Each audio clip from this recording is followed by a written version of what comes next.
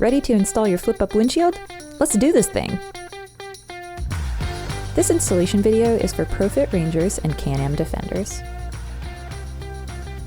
This process should take at least a couple of hours, so get ready for a project. We'd recommend following along with the paper manual included in your kit. Check out your parts list and make sure you have all the parts you need before you get started. The tools you'll need are a 4, 5, and 6mm Allen wrench, a 10, 12, and 13mm open wrench, a 13mm socket, and a small flathead screwdriver. If you have a mid-size Ranger, you'll also need a T40 Torx driver. And if you have a Can-Am Defender, you'll also need a 10mm socket wrench. If you have any issues or questions, hit us up! To get started, place your windshield on a flat and clean surface with clean fabric underneath to prevent scratching. Have the red levers facing up. If these two holes are slightly right of center, then you have this laid out correctly. Good job! It helps to have this hang off the edge of the workbench a little. Take the two ball brackets and orient them like this, one on either side.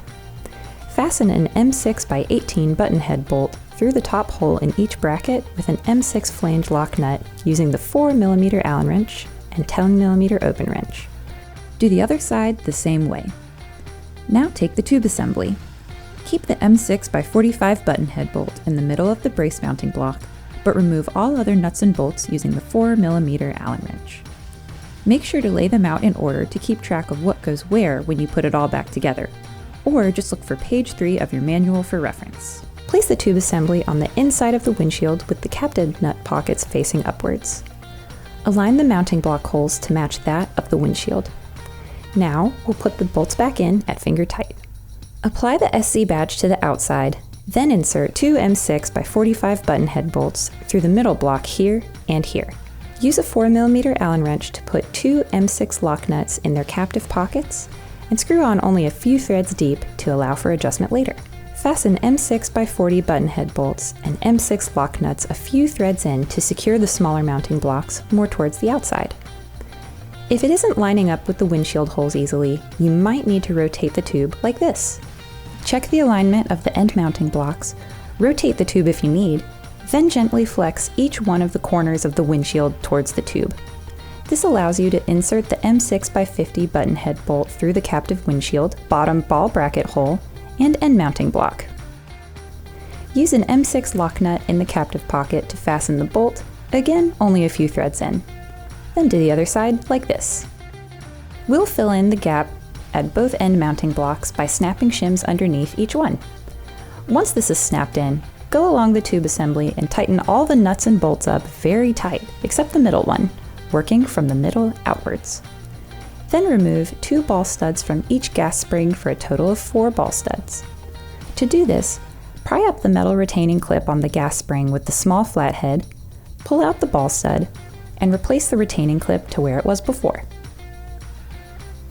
Now install 1 ball stud into each ball bracket using an M8 lock nut like this, so the ball faces inwards. Tighten that sucker down with a 13mm and 12mm wrench on the outside and inside respectively. You can also use a ratchet if that's your thing too. Set the other 2 ball studs aside for later. Install the T-handle onto the middle cylinder with the M8x30 socket head bolt using a 6mm Allen wrench. Now flip the windshield for the next steps. Attach the lower hinge weldment to the outer side of the windshield. With this flipped, you can put the M8x16 bolt straight in from above and fasten loosely with M8 lock nuts. The bolt heads should be on the metal side and the nuts should be on the inner side. Then install the center retainer on the inside of the windshield using 2 M6x30 button head bolts with M6 lock nuts. Now this next part might be a bit of an operation, so take heed. For a full-size Ranger, take the passenger strike plate and orient it like this on your cage. Insert an M6x20 socket head bolt through the strike plate and hole while using a 10mm wrench to hold the flange nut in place. It'll take steady hands. You might drop the nut or time or two, so make sure to tape up any black holes they could fall into before you do this. When in place, turn the bolt with your fingers to get it initially threaded into the nut. Finish the job and tighten with your 5mm Allen wrench. Be careful to keep the strike plate aligned correctly while doing this, and repeat on the other side. Do one at a time, and make sure to keep those hands steady. For a mid-size Ranger, orient the part as shown, then remove the 2 bolts holding the buckle on from the outside. Attach the plate using the supplied 2 M8 by 50 button head bolts and M8 lock nuts. Once in place, use a 5mm Allen wrench to tighten the bolt from the inside, and use a 13mm wrench or socket wrench to fasten the M8 lock nut from the buckle side. Make sure to keep the strike plate aligned while doing both.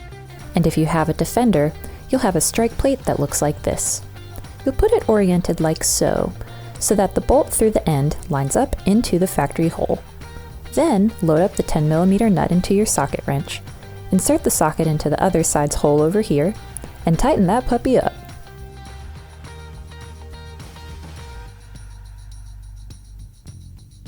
Now thread the other M8 ball studs into each of these 2 ball stud clamps, like so. Then take the clamp, loosen its bolts, and put it on the vehicle frame. Get it back to finger tight so it stays up on its own, but is adjustable. Space the clamp so the bottom edge is 12.5 inches away from the center hole of the strike plate. When you get that where it needs to be, tighten that guy down as much as you can, seriously. If it's too loose, it's going to make a big mess of the gas spring install, and trust us, it is not a fun time. Now thread an M8 jam nut into each rod end until the nut can't go any further. Then thread each M8 rod end into the upper hinge weldment like this. Stop when the rod end is perpendicular to the hinge weldment. Do this for both the right and left side. The next steps will require your roof to be off the vehicle, so go ahead and remove that. Loosely attach the upper hinge assemblies to the vehicle frame with M8 by 16 button head bolts and M8 lock nuts. You'll use a 5mm Allen wrench and 13mm socket wrench. Now place the windshield on the frame of the vehicle while keeping the center retainer under the header panel. Adjust the windshield so that the holes of the hinges are aligned. To connect the hinges, insert an M8 by 50 button head bolt through the rod and lower hinge and loosely fasten with M8 lock nuts. Repeat this with the other side. Then tighten up both sides pretty well. Check the hinges for alignment. The bolt hinges on either side can be loosened to adjust the windshield seating. The M8 by 50 button head bolt through the center can also act to pull the windshield towards either side. You'll know it's adjusted well when it's centered within the windshield frame and nothing is obstructing it. Once it's aligned, tighten all those bolts down. Gently press the bottom quarters of the windshield in to latch the strikers and the strike plates. No slamming it shut quite yet. To set the strikers, you can loosen the 2 set screws right here. Just do one at a time though. This will allow you to set the length of the strikers. If you didn't have enough length initially, loosening the screw will let the striker lengthen till it hits the strike plate. And if there was too much, you can take in the slack from the cable until it fits. Make sure there's no slack in either line when you tighten both set screws back up. Now open the window by twisting the T-handle. Prop it open with a board, a stick, or even a person. And keep it open for the next few steps. First, install the rub plate. Slide the rub plate under the center retainer while the window is still propped open. If it doesn't come set up like this, arrange these pieces and this bolt together before placing it in your setup. If you find the bracket isn't tight enough, flip this piece 180 degrees and tighten it down.